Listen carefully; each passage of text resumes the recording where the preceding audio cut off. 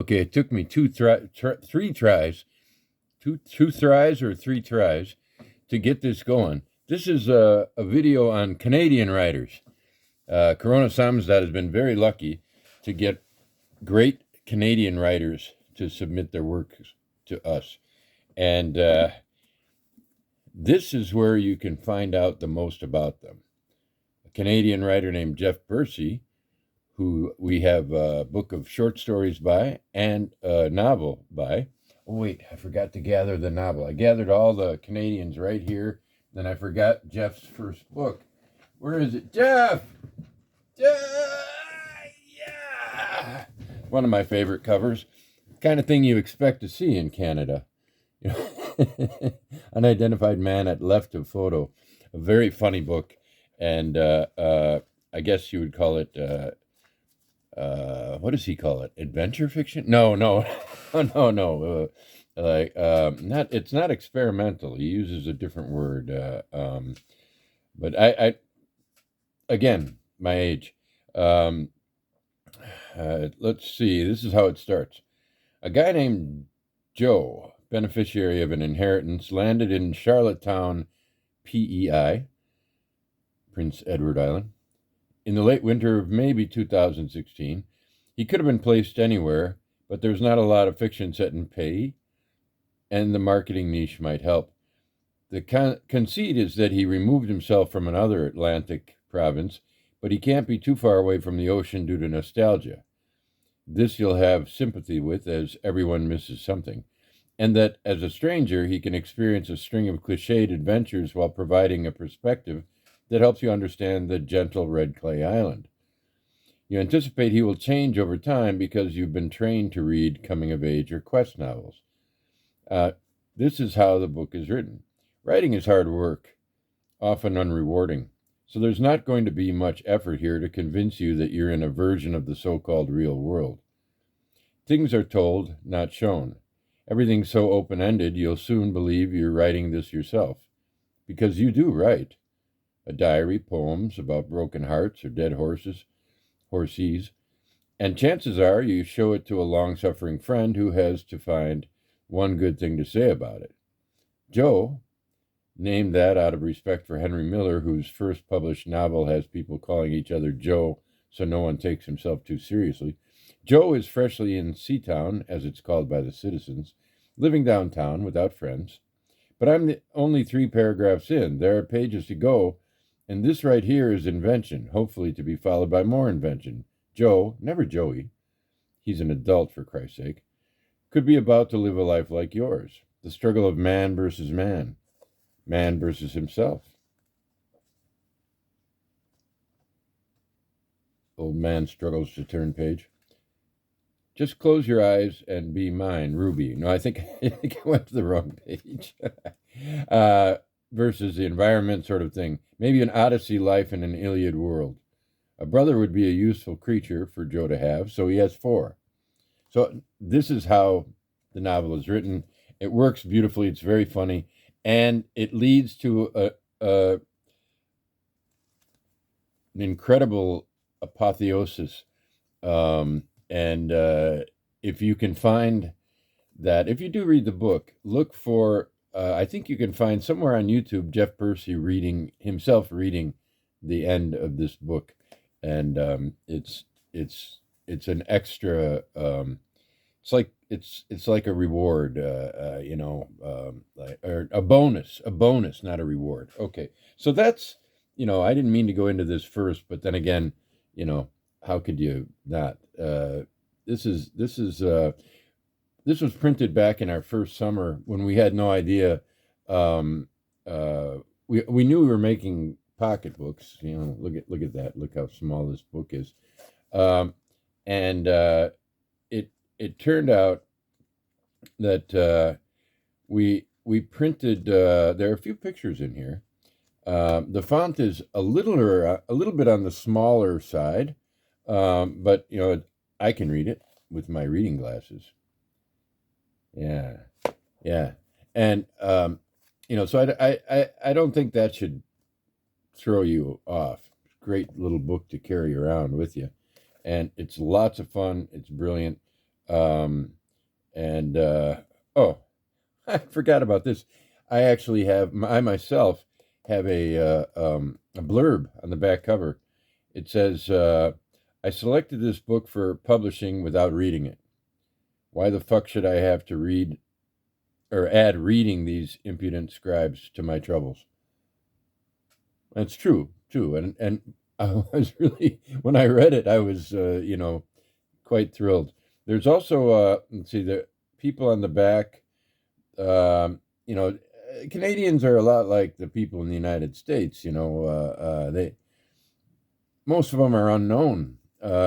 Steve Mayoff is the only one I've heard of. He just wrote a book that seems to be getting good attention about Prince Edward Island. He says Bercy has written a PEI life that's both underdeveloped and overexposed. Mine is called The Crack in Everything, or The Island Gospel According to Samson Grief. That's one. And is so much better. they're still friends, I think. Yeah, The Island Gospel According to Samson Grief. That's the book I've been seeing going around. So Steve Mayoff gave him a blurb. We'll skip the rest of the blurbs so that this isn't just a blurb review. But that said, let's go to the blurbs for Jeff's work of criticism. Assume a position, wry guy. And this is writing on writing. Let's see, is one part. I see. There's he writes about. I can't remember okay, there's Harry Matthews. You've heard of. But I'll give you. Let's see. In it's in the section light touch. I don't know what he means by that. I don't remember. I read this a while ago. Hilton Obenzinger, book called Asshole. Giorgio Manganelli, Anne Gareta, Felix Feneon, we've heard of him. Harry Matthews, we've heard of. Kirsty A. Skamsvold. The Faster I Walk, the Smaller I Am is the title of that one. I like that. And Francisque Sarsi, Sam Savage. Okay, these are all people that most of us have not heard of or read. But one person we come to here, and he's an excellent critic. I met him when somehow we found out we shared a love of Blaise Cendrars, and he had written something in a very important journal that he sent to me about that. Olga Tokarczuk's in here, which is something. An interview with S.D. Krostowska, who's a pretty well-known Canadian writer herself. And Tim Conley. Tim Conley, a book called Collapsible, a book of short stories, probably. We got the next book by Tim Conley called Somebody, or no, it's I know the title, but it's hard to read it actually on here, but it's Someday We Will Look Back on This and Laugh. It's a very funny cover, if you ask me. Conley's short stories are amazing. Every single one is different and surprising in a new way. I'm not that great at describing books, and I think I just hit this on the head. And so if I say more, well, I'll just ruin it. So Tim Conley, that's our second named Canadian writer. Great stuff, great stuff. Bercy also has written another novel, and he's written a book of short stories, at least one. I don't know if he's written, I think, 2 books of criticism. We just have the latest one. An Impalpable Certain Rest. This is his book of short stories, which are all, I don't know how to describe the way he writes here. This is not the same style at all. It's not a satirical novel, but it's an extremely fine book of short stories. I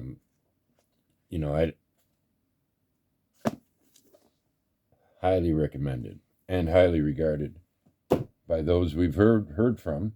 Um, Lee D. Thompson. What do we know about him? He's from Moncton, I believe, um, which is in New Brunswick. And this book was the New Brunswick Novel of the Year a year ago. And it's called A Pastoral. It's a very funny, it's a satirical, near future dystopian novel. And, if you don't like the cover, it's because you know that should have been the cover. That's my main criticism of this book, is I think that would have made a better cover.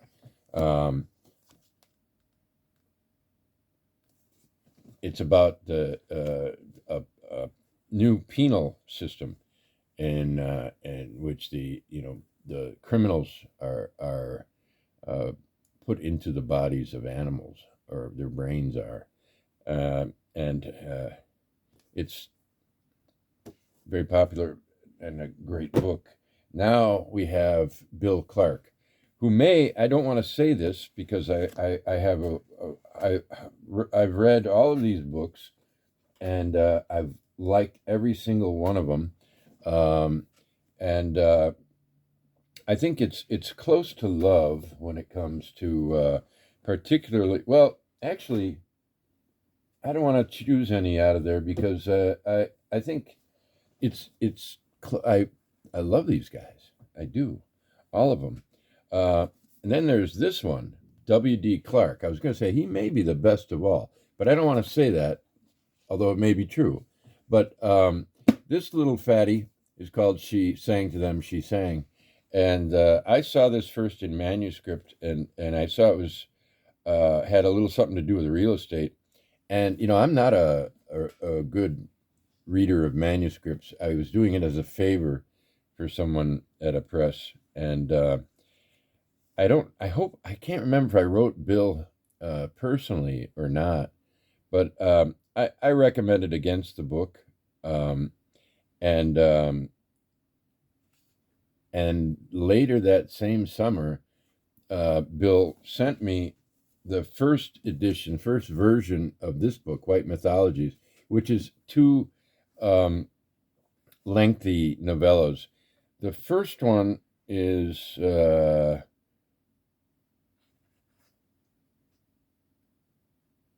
let's see, Skinner Boxed, and it's 335 pages. That's your standard novella. I mean, there are generous margins, but still 335.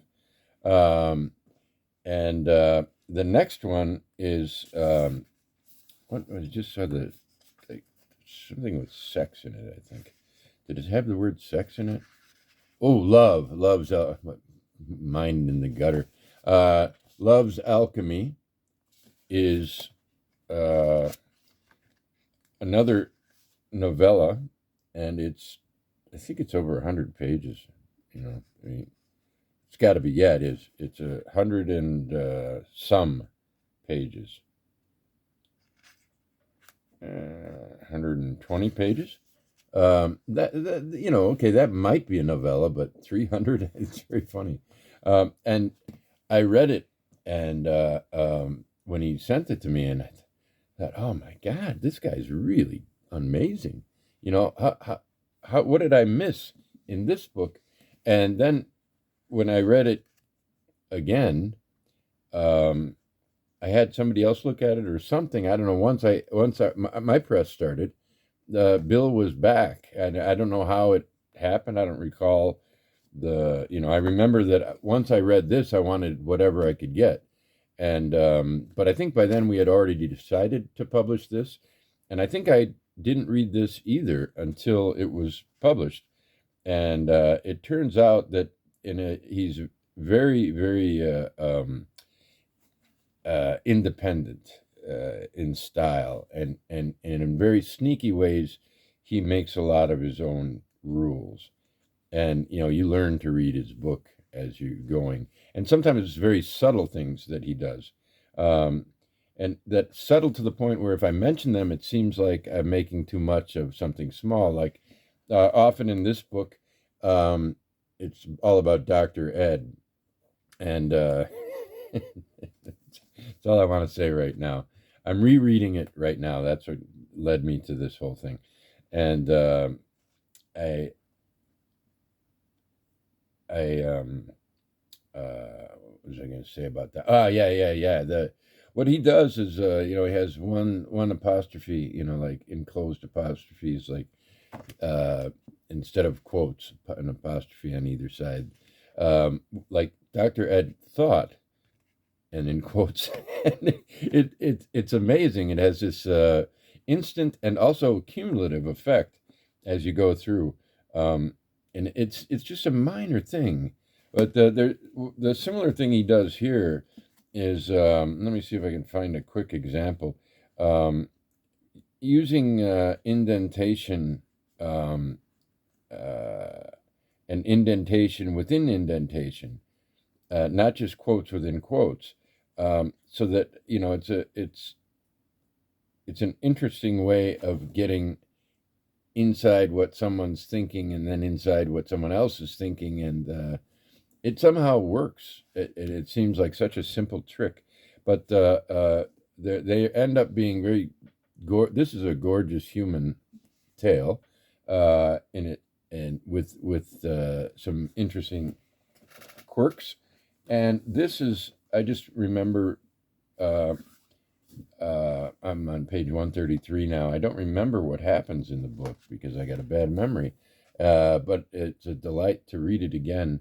And just with ease, he takes you on the odd rides of strange thinking moderns, I think is what I would say.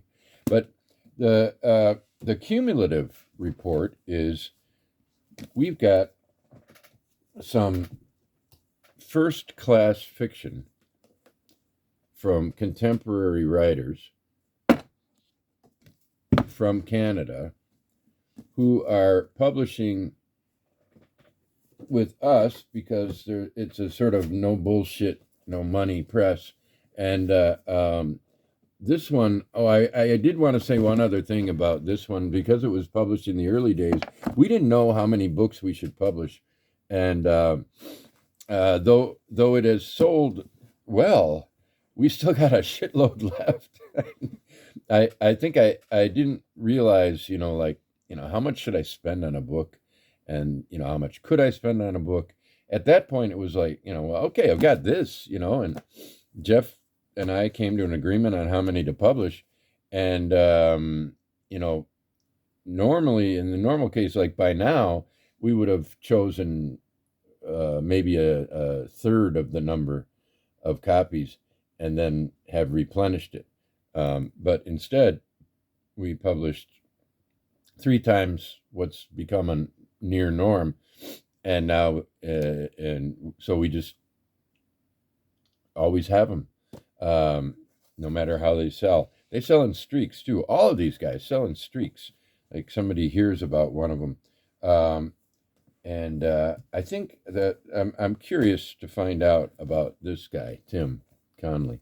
I think he's working on something.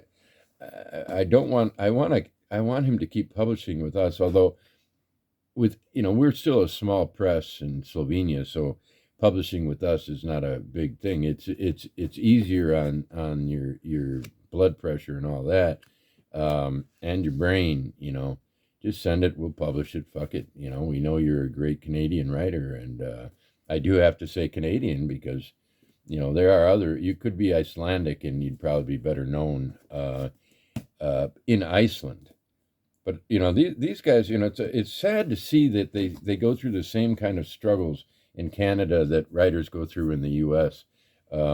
You'd think that given all that space up in the north of these provinces, there'd be too few writers to for the competition. Maybe there's no publishers there. I don't know.